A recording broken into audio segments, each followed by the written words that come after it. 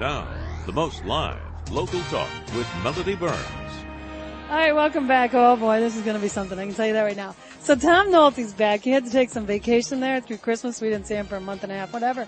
He's back, but I got to tell you, when he comes in, he came loaded with bears. So today, we're talking to the Albany Empire, and I think maybe you're aware they just got their name last week, and that was through everybody submitting names, and they said this is a good name. It reminded me so much of Star Wars. I thought I'd see like Darth Vader today or some of those guys coming in. I mean, right? Because it kind of goes along with that. Right? Absolutely. So, yeah. You know. But first we got to do some chamber stuff because Tom is the president of the Colony Chamber. So let's do that. Then we'll get into arena football. So what's up, Tommy? All right, good. Well, we got a lot of activities this next month, starting February 1st with our annual dinner. Our annual dinner will be over at the Century House, and I know Paul and the station loves everything that Colin does over there. They host absolutely. a great event for us. We'll be naming our Ambassadors Committee as our Volunteer of the Year. Mm-hmm. There's a special award, the Spirit of the Community Award, that's going to Jeff Weiss over at Glen Peter Jewelers. They've raised over $2.5 million for local nonprofits and charities through a program that they have over there. And then we'll be naming our Colony Beautification Award winners. In new construction, we have 5 nominees, the King Thiel Senior Community, Life Church, Mohawk Hudson Humane Society, Peregrine Senior Living, and the Salvation Army. And like the Oscars, the winner won't be announced until so nobody that night. knows. They don't know until then. Okay. Maybe it could be La La Land. I don't know. I don't know. Who knows? Well, but in redevelopment, are you going to do some red carpet beforehand? Oh, absolutely. It's always right. red carpet in Colony. You know that, Mel. Yeah. Okay. And then in our redevelopment category, you've got Audi of Albany, the Dick's Sporting Goods and Field and Stream, Goldstein Auto, the former Handy Andes that burned down, and then the Hearst Media Center. Mm-hmm. So those are the nominees in that category. And then an interior remodel, if you want to bet on this is a sure thing because they're the only nominee. So it looks pretty good that ABC Sports and Fitness is going to take that one home. But again, that's this Thursday, February 1st, 6 o'clock at the Century House. Colony Chamber annual dinner. You can go on our website, colonychamber.org, and register, or give us a call at 518-785-6995. Great, and that's Thursday night.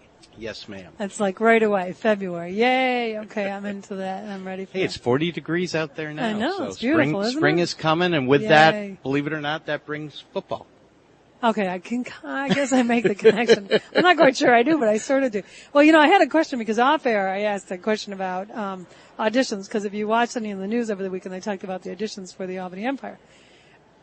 I wondered, are you going to try out for the dance team? Because they also have that, right? Are they doing auditions? They actually have for tryouts for the football team and auditions for the dance team, and I went to the wrong You went to thing, the auditions for the dance team. But I got called back for the dance team, so I'm keeping my fingers crossed. Yeah.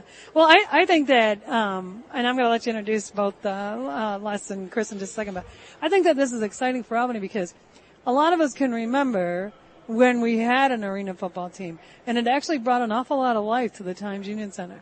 It really did, and it's for the whole community. And as I said to the gentlemen who are here and some of the others who couldn't be here, they've been out there working harder than any sales team that I've seen without a product name. Mm-hmm. Now that they have the product name, they reached out to not only the community but the business community. They want people to feel that this is their team. Mm-hmm. And they've done everything first class. They've got first class ownership from Ron Jaworski and Dick Vermeil. George Hurst here locally is part of the ownership group. And from the very beginning, from their first press conference, everything has been first class. They've involved the community, like you said, as far as naming the team. It, sure. And they want everybody to get, behind them. And I think this is a product that we can really get behind. That's great. Okay, so do you want to introduce Chris and Les, or do you want me to do it? Absolutely. I'll introduce them. Les Moss is the assistant head coach, and Chris Thompson is also an assistant coach, but also the director of football operations. So you wear a lot of different hats. So welcome, and we appreciate you being here. Mm-hmm. Thank you. Thank you very much. Okay, so wait a minute. What's the difference between a head coach and a football operation? Great question.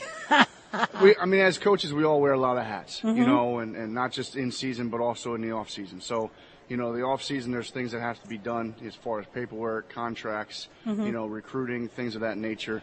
And then also, you know, you mentioned the community, and we're heavily involved in, you know, junior dance academy as well as a youth football academy that we're going to kick off. Oh, great. This upcoming season too, and the kids will get a chance to spend some time in the arena before our games, and then also at our official practice facility in Clifton Park at Half Moon Sportsplex. Okay, so you go out and recruit him. You bring him back to Les, and he runs them through the drills and beats the hell out of them, basically. Is that right? Do I have it right? No. Oh, okay. All right. We all have a hand in that. Oh, I see. It's like a shared thing. It's like being in the military. Everybody beats the hell out of everybody. Okay. Very good. So this weekend you had a successful audition, though, and we talked about this a little bit off air. You had a number of people come out and say, listen, I want to be a part of this. Were the numbers staggering to you? Did you realize there were going to be that many people interested? Yeah, that's very common, and really, it was a great turnout. There were a lot of great athletes out there, and we had 4 or 5 players that came from California, really? Oregon. We had about 6 or 7 that came up from Florida, the state of Washington. So we had a slice of America there. Yeah. And there were a lot of good participants there. There really were. You know, all these players are chasing a dream. Oh, sure. You know, and they want to be able to say they're football players, and to be a football player, you have to be on a team. Yeah. And to do that, you know, at the professional level, you have to try out. You know, you have to have some body of work, some kind of resume to do that. So it's not unlike auditioning for anything, American Idol or anything like that. And you know, the cream rises to the top. Sure. You know, everybody comes out there and we get measurables on them on the 40, on the 10-5 or 5-10-5 short shuttle. It's a common drill that we do. And then we put them through position-specific drills. Yeah. And you know, we just go through a process. It was all day. We started there at 8 o'clock in the morning, registrations. Like a job. And we got done around 3 or 4, and then we invited a back. lot of those back for a smaller workout. Yeah. You know, I mean, it's just, you know, we're boiling it down to the best. Yeah. And you know, every year, people don't realize that every year there's about 2,800 rateable players by the NFL. The NFL identifies 2,800 in every draft class, 2,800 rateable players. Well, they don't draft that many, you know, and there's a lot of, you know, you can't play football forever now. So, you know, players that played collegiately, they want to continue to play and try to earn money because, you know, it's in their blood. This is what they do. And so, you know, the AFL, you know, as far as it goes, the NFL, and in the United States of America, it's the NFL, and then the Arena Football League, and that's what we are. Right. And then there are several indoor football leagues that play all over the country. Now, it's not the AFL, but still, it's an opportunity for guys to go out and earn money, much like the minor league baseball season, baseball teams, single A, double A, what have you, based on pay grade and the size of the markets they're in and things like that. So, you know, what was interesting too is that the numbers of eligible players are staggering. But Chris, you were telling me your roster only consists of. So we can only have a 24-man active roster. That's what I wondered. So it's you know, we talked about it before, it's slim pickings. You know, there's only so many guys we're going to keep at each position. And, you know, we had 250 that came to the tryout on Saturday. Wow. And we invited, you know, around 40 back yesterday. So, you know, and there's definitely some players that we saw, and some that might get some opportunities to showcase again for us in camp or maybe throughout the season. But it's extremely difficult. Our jobs are not easy when it comes to evaluating and making those tough decisions, and having a guy, you know, telling to a guy, look, you're just not what we're looking for. Right. Or you are. And while the team is new back in the area, your guys' experience is pretty vast, isn't it? You've been doing this for a while, right? Yes, I've been in the Arena Football League since 1988. I've coached in Albany as an opponent many times from 1990 until 2000, and even when the AF2 version was here, when the Conquests were here and the Firebirds. So, but I mean, amongst us, our whole coaching staff, we have a lot of experience. Yeah. Well, it's great because, like I said earlier, you're actually bringing something to Albany that, you know, has been missing for a while. And like a segment of the population, you know, the Times Union Center hasn't been able to meet, Whereas with you guys, in arena football, it does. It was funny when I told somebody I was going to talk to you. A friend of mine brought up this movie. I think it was Mark Wahlberg or one of the Wahlberg brothers, right? Yeah. And so here's a guy that always wanted to play football, and decided, okay, I'm an old guy, maybe not as old as I am or you are, but, and tries out for it. And so you guys are actually helping some of these guys reach their dream that they've had. They may not be NFL quality, but yet, they can play at this level and they can reach their dream, and then it becomes a whole different thing. So you're like dream makers. Well, there have been success stories of people going from the AFL to the NFL. To the NFL? I think Kurt Warner's probably the most famous one, right? Yeah. And he's just one of many. Oh, no kidding. Especially in the last 5-10 years, there's been a lot that I've had opportunities, to get into camp. Philadelphia Soul have had a couple the last couple of years, and a number of the other teams have too. Orlando, where Coach Keefe, was a head coach at for many years. It had a number, one started this past year for the Green Bay Packers. So it does happen. So let me ask you this, how many games do you play? And it starts in April, right? April 14th? Yeah. And then how many games are you playing this year, do you know? Okay, well, our first game is against Philadelphia here on April 14th. Yeah. And then we'll play a 12-game regular season. Now, we'll have 8 home dates. Wow, really? Yes. And that's fantastic. And our 8 home dates will go from April 14th through July, the end of July. Okay. So, and then we'll have a championship game, hopefully right here. As long as we do our job and put the team out there, then the championship game will be played right here in Albany. And they've had a championship game here before. Now they they won the Arena Bowl here in 1999. Unfortunately for me, I was on the other coaching staff. It was one of those things. Well, so you remember that well, then, right? I totally remember that well. Right. So I'm thinking about people who are listening, and not like they're going to try out, although some of them may want to, but how can people just get involved, and how can they participate in what you guys are doing? I know you got tickets available, season tickets available, but just your average fan who wants to support you guys, and maybe this is a question for somebody else, but what is a good way for somebody to get involved? Can they get involved right away so they don't have to wait till that first game? They can actually participate. Absolutely. They can participate by buying season tickets. I mean, that's the first and foremost. They can buy season tickets. The number's 518, I'm sorry, 533-2200. And that'll get you to the season ticket, to the office, and you can buy season tickets. And, we're going to be involved in the community. So, they can reach out. You have the youth programs that we're going to have. That's great. And they can, any business that wants to get involved, we'll be reaching out to the community. We're going to be we're going to be out. We're going to be in the public's eye from here all the way through the season. I mean, we want this to be, Albany's team. This is Albany's team. That's great. And we're going to be, in the forefront of making that happen. So let me ask you one more question about your name. You must have had a whole bunch of submissions for your name. Because when you threw that out there, which I think is fantastic, it's a great way to get people involved. But people, I had a lot of people who were like, can't you come up with a name? Can't you do it?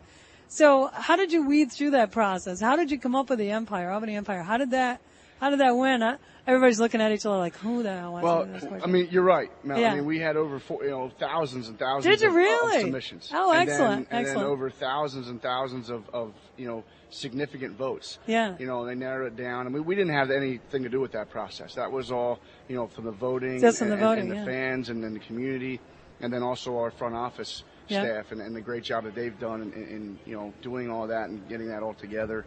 But it was, it's not easy, and but it's a fun process when you get the community involved and they can have a little say in it and vote in it. Yeah. And did you expect there would be this much excitement about an arena football team coming back? Oh, I did. You did? Yeah, absolutely. You did, Les? Yeah. Well, I remember what it was. Yeah. And, And with the ownership group that we have and the way that the Arena Football League, the Arena Football League at that time was in its infant stages. Okay. Yeah. They've refined the product now. It's a lot more exciting. I mean, the things that they do, the fan interaction and everything, and they did a great job before.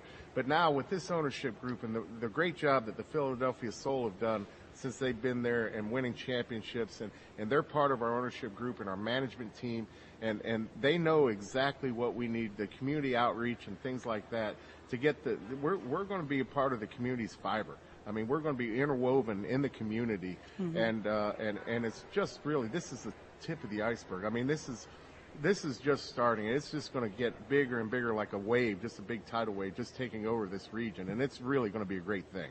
Oh, yeah. And, ever since we had the first press conference when they announced that the team was coming back, they didn't just talk the talk, they walked the walk. So what they did with the naming is they got 4 finalists that were submitted by fans.